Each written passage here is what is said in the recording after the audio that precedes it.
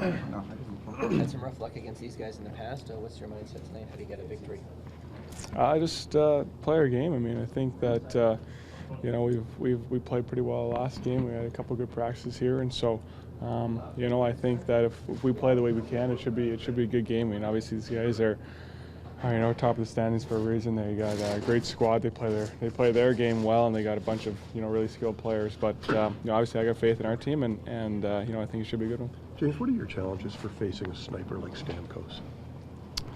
I mean, you just make sure you want to be square and have as much depth as possible. I mean, he's a guy. I mean, if you give him an inch, he's obviously going to take it. So you just always got to play him honest and always be ready for him to shoot, because obviously he's a shooter and sometimes he can be pretty deceptive. So you just always got to be on your guard. You like facing those guys?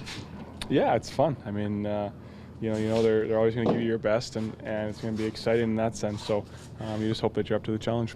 Defending the one-timer from the circle on the penalty kill, how much are you aware? Do you overplay? Do you cheat in any which way to get to the other side pending the pass going that way?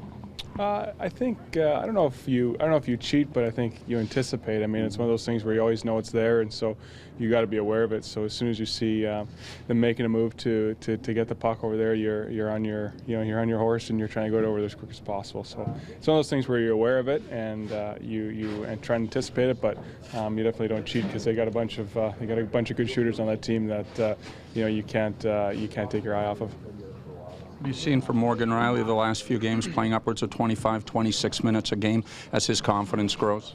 Yeah, I mean, he's a heck of a defenseman, and in my mind, I think he's going to win a lot of awards, over his career. And so, lately I think he's been skating really well. He's been seeing the ice well and making good plays with the puck. I mean that's obviously what he's capable of, and I think he's just been making really good decisions lately, and it's showed up.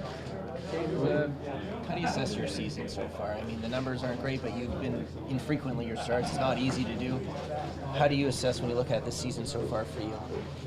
It's a good question. I mean, I think I'll judge it when it's all said and done. But I mean, it's one of those things where I feel I've battled hard and kind of played the best of my ability, and obviously you want your stats to be better, and obviously you want to have more wins than losses. But it's one of those things where